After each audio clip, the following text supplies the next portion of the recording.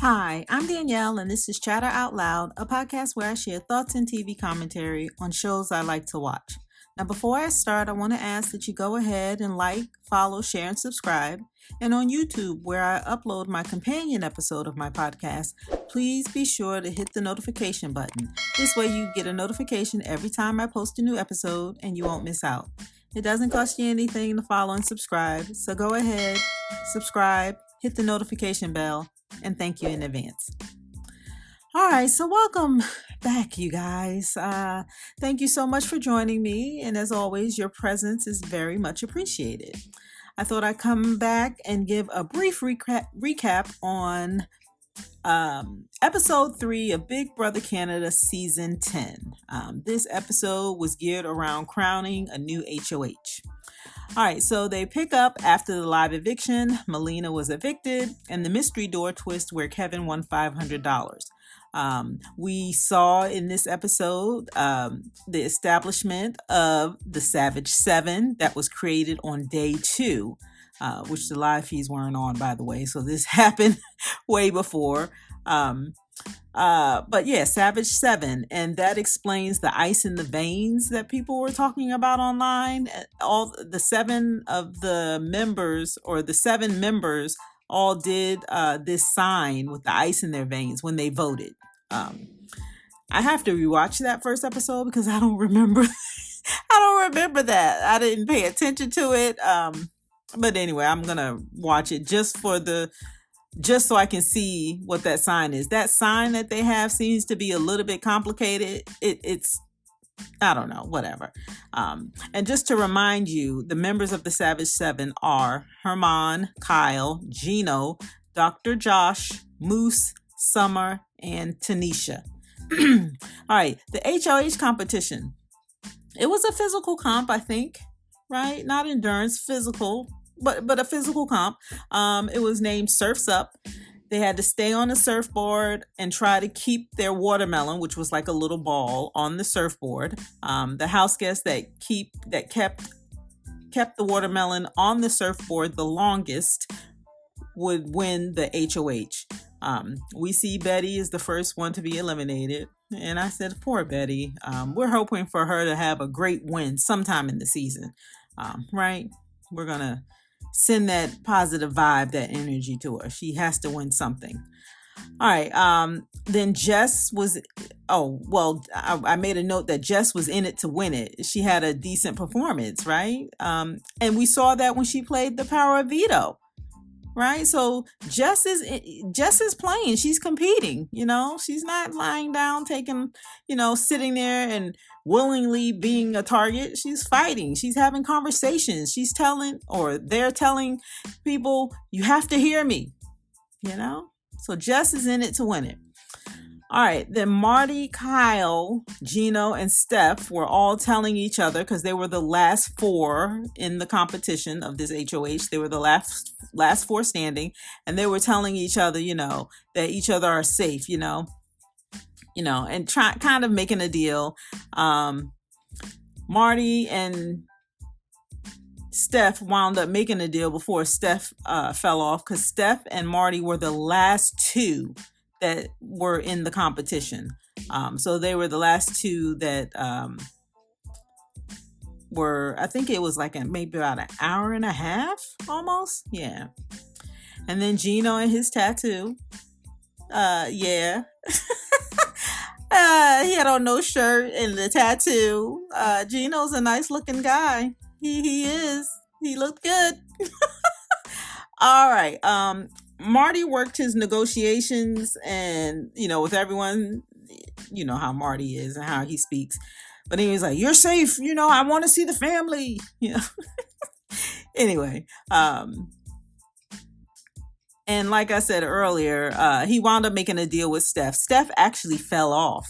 So it wasn't like she willingly gave up the comp just because of that deal. She fell off, but happened to make a deal right before she fell off. So I thought that was wise of Stephanie. Yeah, and then after about an hour and a half, I think that was the time. It was like an hour and 28 minutes and maybe a couple of minutes afterwards, But anyway, Marty won the HOH. He was stoked. It was exciting to see him in the HOH, the diary room, celebrating, saying woo and all that. Okay. We then see the beginning of Marty being in power. Yeah, his HOH room has all of the pics of his family. He got a little emotional when he went in the room and he saw the pictures. Then we see part of the privilege of being HOH, or I guess I should say an HOH privilege. They get to select a meal from Wendy's and select one house guest to share that experience with. And he selected Tanisha. They also get an outfit from Winners. And from what I understand, it's equivalent to like our TJ Maxx. He was emotional reading his letter from home. And a lot of the house guests, they begin to get emotional as well. It was nice to see. I like that moment. I like seeing the HOH getting their baskets and getting their letters and all of that. So that's pretty cool. All right, the one-on-ones began. Stephanie, they first showed us Stephanie. She was just checking in to make sure that the deal was still on and that Marty will honor it, and it was. Then we see Tanisha.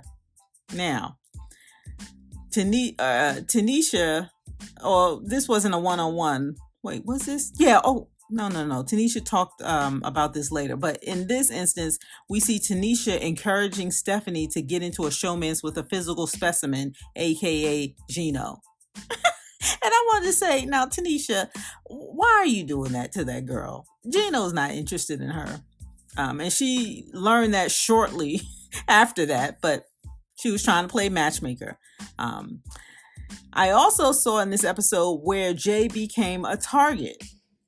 It was that doggone Kevin. He also threw not only Jay under the bus, but he threw Steph and JC Lynn's name out there. So Kevin, he is playing like he said in his clip. You know how they interview all the house guests before they come in the house? How do you think, or what's your strategy in winning Big Brother? And Kevin is really following that plan, it looks like. Yeah.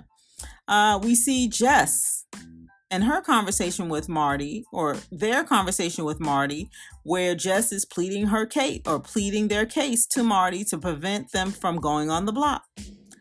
And then we see Marty isn't interested in putting up players that are not going after him. And he's specifically referring to Jess and Kevin. And that's anytime one of the guys come to him to whisper in his ear to say, yeah, what about Jess? What about Kevin? And he's not interested in putting them up because why would he? They're not putting him up. At least that's his logic, right? All right, next we see Kyle and Tanisha. They're talking game and how strong the Savage 7 is and could rule the house. The little hand signal, like I said, it's a little silly. It looks hard to me to do. Like you got to move your hand in the 7 and then put it on your arm. Like it's not like you have to angle yourself a certain way in the diary room to show it. It's just, I don't know. What if they do a close up on you from the chest up? Then how would you show it? Right? I don't know. They need a new sign. And that's if the alliance lasts, right? But they need a new sign. That whole thing, the Savage 7, the ice in the veins. I don't even get it, to be honest. Someone has to explain it to me. Okay. We see Steph and Gino playing chess, and she's being very flirty with him, and he's not all into her. But then we see JC Lynn and Gino talking, and come to find out that he may be into JC Lynn after all. I wasn't quite so sure about that. But she was talking and I think she may be interested, but she was more saying that it could be a beautiful friendship and it could turn into something else. We'll have to see, you know. And I thought that was just a polite way to say he may be eye candy to her, but maybe she's not all that interested. I don't know. I mean, we have seen her rubbing her foot on his thigh, so that could mean she's into him too. I don't know. Maybe she was saying that for the camera or her parents who are watching the show, you know. All right, the Wendy segment. As I was trying to explain, and I was failing earlier, one of the perks of being HOH is getting a Wendy's meal. And then you can invite one other house guest to join you, right? Now, I think this is a cool perk because I like Wendy's nuggets. And I want this in BBUS. I don't know who I would have to campaign to or write a letter to or tweet, but I want this segment. I like it. This is the second thing I see in BBCAN that I want in BBUS. And I think I'm going to start tweeting BBUS just to let them know. This Wendy segment I like, and the mystery door twist I'm liking, even though there's only been one instance so far. But I can see that being, that impacting the game. And I like it. So I'm going to propose to BBUS that they incorporate this, the Wendy segment, and then you get like a player from the previous season, or not a previous season, but from an old season that may have won. They have their little video. They can give you advice. That's a cool perk. It's not just about the nuggets. It's the whole experience. I really like that part. I'm still conflicted on how BBCAN does not let the HOH play in the power of veto, but the Wendy segment, I'm all for. And the mystery door twist, I'm all for that as well. All right. During the Wendy segment, we saw Julian, who was the winner of the first season of BBCAN. And she gave him some advice when he went to go pick up his food, because they have like a Wendy's window in the pantry. So, yeah. Let's see. Oh, and what was so surprising to me, I was shocked. Tanisha, when she was speaking with Marty, she threw out Jay's name as a potential target. I was surprised by this. I wonder what happened. Like what, So Kevin threw out Jay's name and Tanisha threw out Jay's name. So I'm like, wow, okay. All right, we see Marty and Jay's one-on-one. I talked about this in one of my my live feeds update videos or episodes where Marty basically told Jay that they were going up on the block. I mean, and he kind of, or they pleaded with Marty saying, you weren't going to be my target. I wasn't coming after you. And what we didn't see in the edited version, or the one that just aired, we didn't see Jay talking about they had nothing to go home to. They quit their job, and they just wanted to stay until jury, and earn the per diem. And like I said in my episode, when I talked about when I hear players say things like that, everyone has that same story, right? Everyone wants to make it to jury. Everyone wants to collect a per diem, for as long as they possibly could. People are giving up a lot to go into the house, All right, back to the game. Marty, Moose, and Gino are speaking where Marty reveals that he's thinking about Jay and JC Lynn. And of course, when JC Lynn's name is thrown out there, Gino, his ears perk up. And so he winds up giving JC Lynn a heads up. JC Lynn got a little upset and began to cry. I felt for her in that moment, No one wants to be put up on the block. Even when it's part of the game, no one likes that feeling. So I had a little bit of sympathy for JC Lynn. Gino played it right, though, with respecting Marty's wishes and not stepping on his toes. At the same time, targeting Jay and helping to spread that around the house, So that's how Gino was trying to help JC Lynn, opposed to telling, like, just gunning to or going to Marty saying, no, we can't do this, trying to move his target. Then Marty probably would have started saying, well, why is Gino protecting JC Lynn? They have something, and then he probably would have went off and put Gino on the block. Who knows? But anyway, I think Gino played that right in terms of protecting his own game, at the same time trying to protect JC Lynn. All right, and then JC Lynn said she was going to talk to Marty herself, and she didn't need a man to do all the work for her. And I said, good for you, JC Lynn. Hear her roar, And then she started crying, but she quickly composed herself. I think she did a good job in her one-on-one with Marty. Unlike Jay. Jay went back into the room, to talk with Marty again. And they started with threats. They said this was going to be a line. They're drawing a line in the sand, and that means they're going to come for you. And I'm like, and then Marty started to talk to Canada, telling them, this is what I'm doing, Canada. He did that a lot throughout the last few days. But he started talking to Canada, and then Jay and their ego made the discussion. It was just a little contentious, I thought. It didn't go well at all. And so at that point, we saw that if Jay was a soft target for Marty at that time, by the end of that conversation, Jay became the target. And so now I see how it all developed, right? Then Marty let us know he was here to play, and he even did a mic drop. And I'm like, isn't that such an old man move? Like, stop that.